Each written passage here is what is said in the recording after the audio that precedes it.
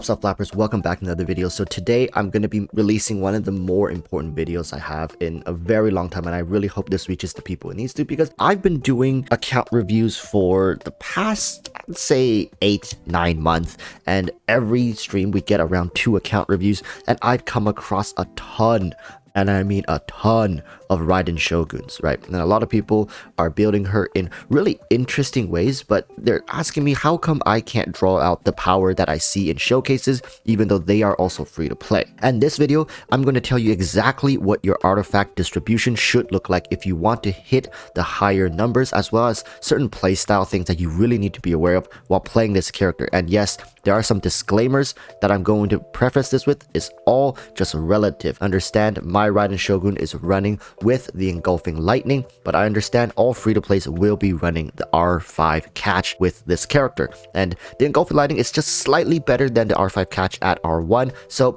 discrepancy wise is not going to come mostly from the weapon. Trust me, it's going to be coming from your artifact and how you distribute your main and substats to get a very crucial balance in crit rate, crit damage, as well as energy recharge and your attack. This character does a lot of things, and in exchange for it, she demands a lot of attention to her resource balancing and stat distribution. Alright, so let's get into it from the ground up, starting with some basic playstyle as well as things you really need to understand before even jumping into the stats, so to calibrate your own Raiden Shogun properly and accurately. So the first thing you guys have to look at is this thing called Chakra Desiderata. Alright, I don't know if I said that right, but this basically is just Raiden Shogun has this thing that she builds up, and this thing that she builds up is a gauge, and you'll notice it by the thing that's behind all your party members when they're placed in a team with Raiden Shogun. You'll see that gauge with these little tiny purple dots, and as the gauge fills up, the purple dots will light up, and once it all lights up, it's essentially telling you, I'm ready to go, I'm about to deal some massive damage on the enemies. And if you use her burst prior to it reaching maximum, like, you don't have to always wait for it to be max, but you want to fill it up as much as you can reasonably in your DPS cycling. And this is where a lot of people mess this up. Alright, when you're playing Raiden Shogun, if you use her E and immediately use her burst, you're not going to really hit very hard, and her burst extends beyond just the initial hit, so you're losing out on a lot. The entire duration of her burst is going to be much weaker if you don't understand how to build essentially what people call is resolve. Right, this is called resolve stacks. So that's the first thing you need to understand, building up resolve prior to using her burst. Now this is the same for C0, C1, C2, C3. It's like, and C1, C2 constellations actually lean into helping you build resolve even faster, allowing you to be more free in how and when you use your burst skill at what DPS rotations, right? And C2, you guys know, is just broken because it's so simple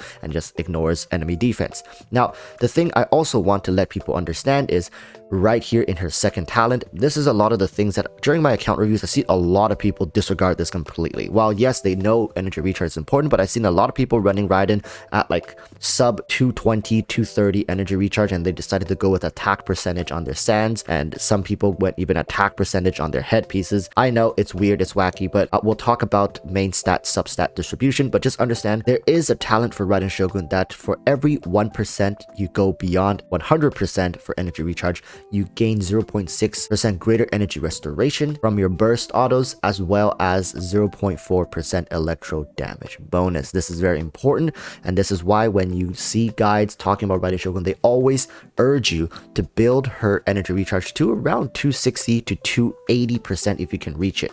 That golden point is between 260 and 280. Any point above 280, energy recharge starts becoming less valuable, as this just means you're pouring so much resource to continue pushing energy recharge, whereas those resources could easily go into something else that's much more valuable. For example, attack percentage. All right, we're going to talk about this. Now we're going to get into the artifact main stat and substat distributions, what's important and what's not important.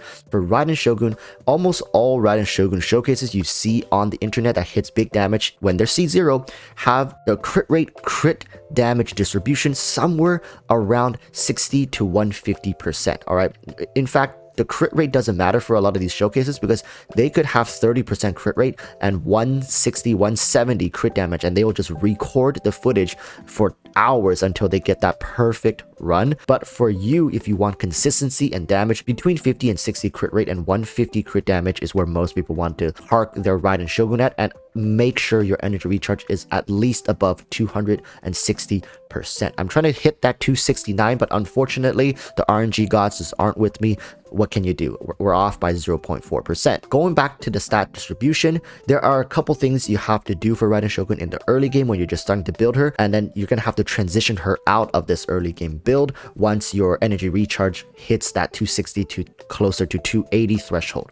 So the flower pieces, easy, right? Crit damage, crit rate, that's what you're gonna go for. Same with the feather piece, crit rate, crit damage, attack percent. If you can get energy recharge, perfect. That's the perfect artifact. As you can see, I don't have it. I have a couple bits and pieces here, but unfortunately ruined by one final stat. The sand piece is where it first gets tricky for a lot of people, because people want to build Raiden as a traditional carry and they completely disregard the fact of her second talent. That's why energy recharge sands is a must for Raiden. If you don't run an energy recharge sands, you better be fully stacked on energy recharge in all your substats. But in my case, I'm not. I'm running an energy recharge sands, and you see with an energy recharge sand, I'm only able to hit 268. And for the people who are able to crush through 280, there is also a change you need to make. Prior to 280, a lot of people are running electro damage bonus, which is completely fine. But once you understand that her second passive talent is going to push electro damage as well as you get energy recharge, right? Remember the talent that I showed you earlier right here is going to push 0.4% electro damage bonus for every 1% above 100% energy recharge. So in my case, look at this. I have 168.6% above 100% energy recharge. So essentially, I am gaining roughly like 67%, right, of electro damage bonus. I don't know if my math is right. You guys can math check me if you want, but around there. However, as I start cresting that 280%, electro damage just becomes an overstacked stat in my Raiden Shogun, and a lot of people will transition this electro damage bonus cup to an attack percentage cup, because if you notice, Raiden Shogun right now just feels like her attack isn't there yet, and a lot of people will miss additional stat to boost her damage even more. So overall, once you hit closer to 280%, you're gonna have to switch electro damage to attack percentage. And I know it's a pain, especially if you have like a god tier electro damage cup. I understand. All right, I'm in the process of doing that, and I've already burnt through 8k resin to do so, and you guys will see it's not looking pretty, but that's just the process of building a strong Raiden Shogun. And for free to plays, you need every ounce of power you can get for her.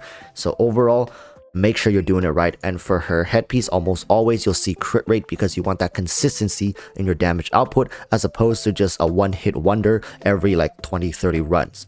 Overall, I hope this is going to help you guys. This has been very confusing for a lot of people who have applied for account reviews, and I've been saying it over and over and over at this point that I feel like might as well just make a video about it. This is not a full Raiden guide per se. I can make a guide if you guys want, but I think this is more important than anything any Raiden guide or whatever can tell you. It's about her stat distribution and how carefully you have to spread everything evenly. Don't just go full in on crit damage. Don't go full in on energy recharge. Don't go full in on attack. Everything has to be a nice balance with each other for Raiden Shogun to feel comfortable while you're using it. Alright, free to plays, she's a great character, and I wish you guys the best of luck when you summon for her. Like, subscribe if you enjoy these kind of tips videos regarding Genshin Impact. I do a ton of them, and I also stream Wednesdays, Saturdays, 7 p.m. Pacific Standard Time right here on YouTube. So until the next time we see each other, urge y'all to stay safe and peace.